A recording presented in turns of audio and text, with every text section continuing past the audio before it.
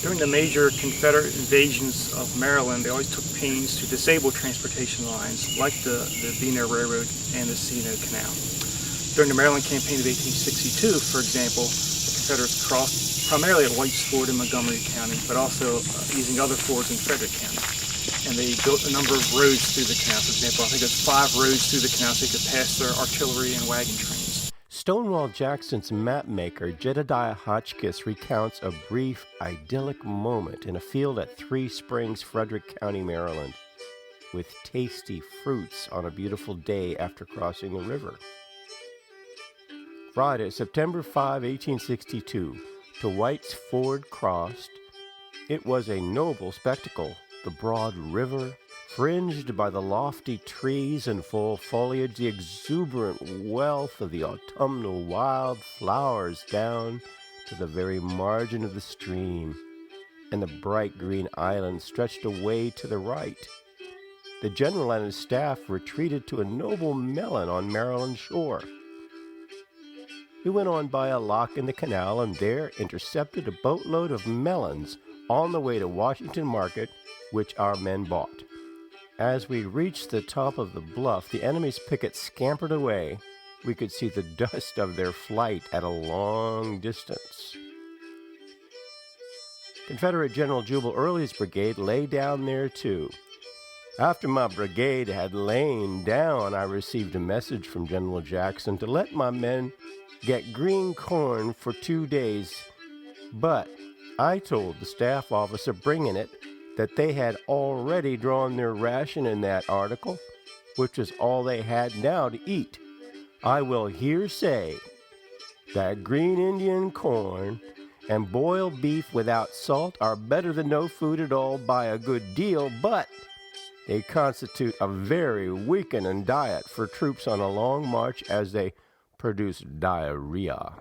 A correspondent of the New York Tribune wrote of a more ghastly aspect of those resting along the river opposite White's Ferry from the same division of Stonewall Jackson's.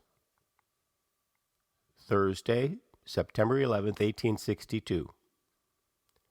The point at which the rebel army crossed the Potomac from Virginia into Maryland encompasses about 12 miles, which lie between a mile above the Point of Rocks and 5 miles below the Monocacy Aqueduct on the Chesapeake and Ohio Canal. They then marched through fields, woods, and roads in detachments for Frederick.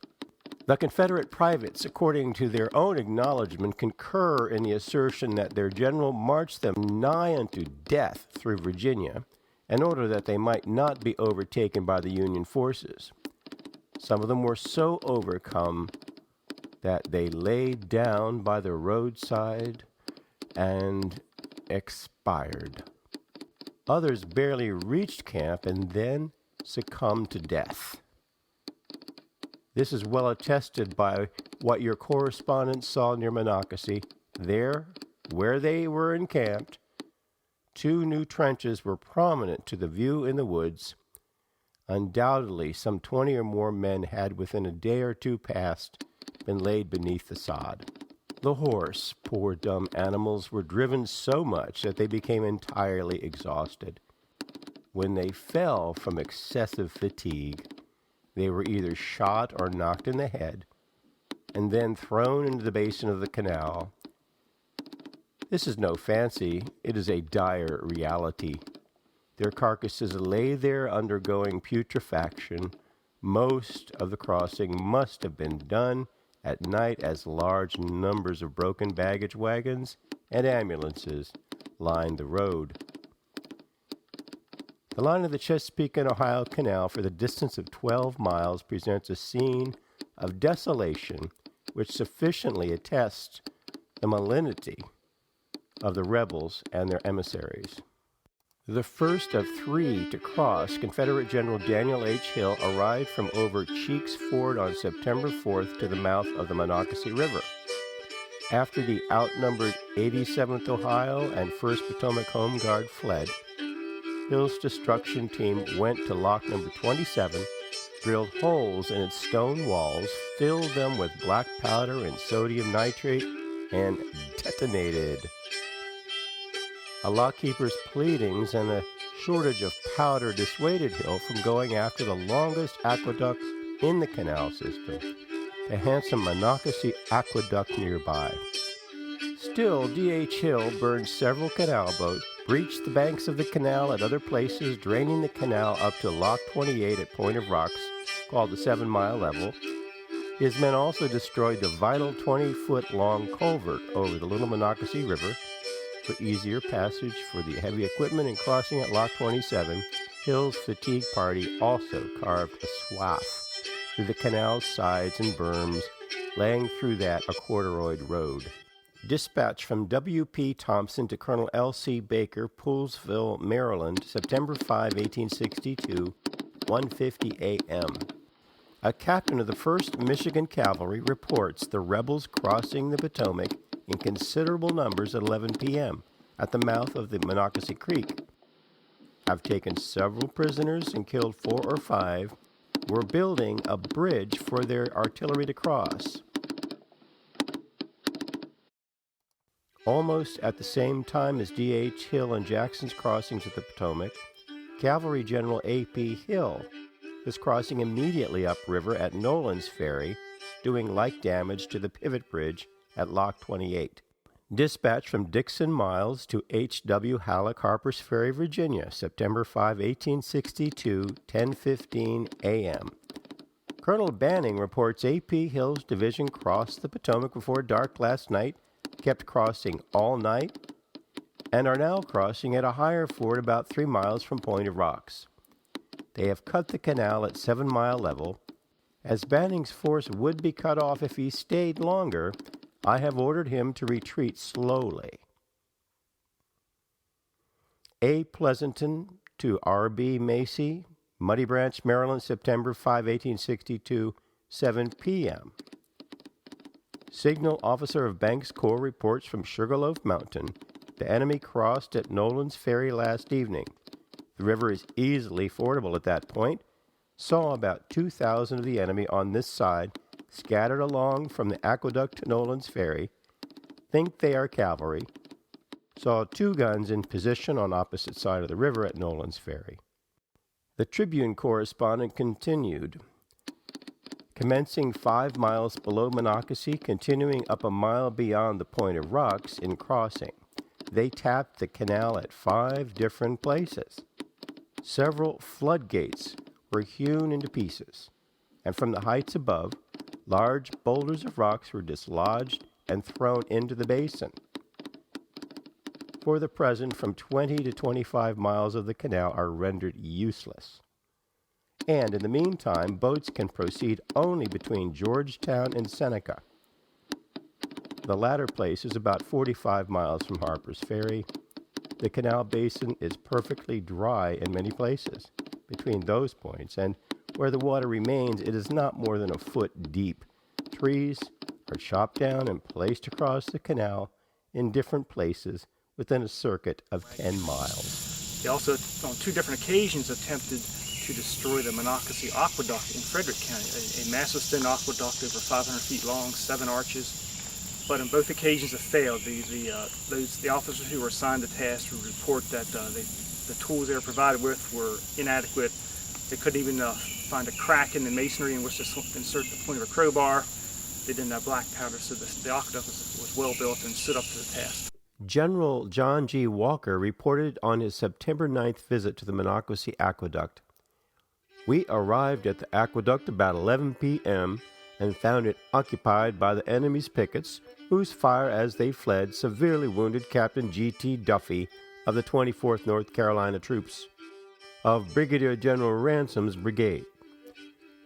Working parties were at once detailed and set to work to drill holes for blowing up the arches, but after several hours of labor it was apparent that owing to the insufficiency of our tools and the extraordinary solidity and massiveness of the masonry, the work we had undertaken was of days instead of hours. Early in the morning of the 10th, the aqueduct over the Monocacy was occupied by a large force of the enemy, with their artillery commanding the aqueduct and its approaches, as well as Cheek's Ford. I then determined to cross at the Point of Rocks, which I effected during the night of the 10th and by daylight on the 11th, but with much difficulty, owing to the destruction of the bridge over the canal and steepness of the banks of the Potomac. My men being much worn down by 2 days and nights marching, almost without sleep or rest, we remained in camp during the 11th and proceeded the next day towards Harper's Ferry, encamping at Hillsborough." Other invasions, of course, all invasions, they burnt canal boats and damaged some blocks. During the Maryland campaign, they also destroyed a culvert. That was probably the most significant damage. There's a culvert which drained the Little Monocacy Creek under the canal. So essentially that culvert collapsed on top of the stream, so the water had to be diverted and it had to be rebuilt. During the Antietam slaughter, the Bluecoats do more of the same damage at Williamsport. To deny General Robert E. Lee an escape route at Williamsport, Maryland, and back into Virginia, Federal Commander George McClellan dispatched Captain Charles H. Russell with his company of the 1st Maryland Cavalry to Williamsport to burn the pivot bridge across the canal at lock number 44 and to destroy the Conococheague Aqueduct in an effort to cut one of Lee's avenues of retreat. With the aid of some Pennsylvania militiamen who were holding the town, Russell's men destroyed the pivot bridge, organized demolition teams, and burned 11 boats, 9 of which were loaded with coal that had been forced by the Confederates to tie up at Williamsport. Unable to materially damage the sturdy masonry of the aqueduct, Russell's troops returned to the battlefield and the Pennsylvanians withdrew to Hagerstown. Fixing the damage. Earlier in the spring of 1862, the Canal Company had addressed damage to the dams number 4 and 5 that Stonewall Jackson had tried to destroy in late 1861. They finally got around to reinforcing the leaky dam number 5 with masonry. Spring torrential rains tested the attacked dams, causing some breakthroughs. Funds paid for 4 weeks of repair work. As for the destroyed pivot bridge at Lock 44 at Williamsport, a $2,000 allotment and a week of fixing was needed. The 11 boatmen who lost their boats had to seek relief on their own. More help made the new damage quick work. On October 1st, 1862, 65 federal troops were assigned to fix the breach at the Little Monocacy Culvert, so the canal workers could focus on fixing the blasted granite walls of Lock 27. 85 more federal troops were added 6 days later, accelerating the progress so that on October 14th, water was safely readmitted into the Monocacy level. All that was needed now was a little rain. Almost overnight, the Canal Company's fortunes changed dramatically. The $538 in total tolls collected for October 1862 rocketed up to $6,084 for November. The source of harm had marched toward distant Fredericksburg, Virginia, and was arranging for battle. And the canal president, Alfred Spates, reported, "All humbug about Stonewall Jackson coming this way. He is busy in another direction.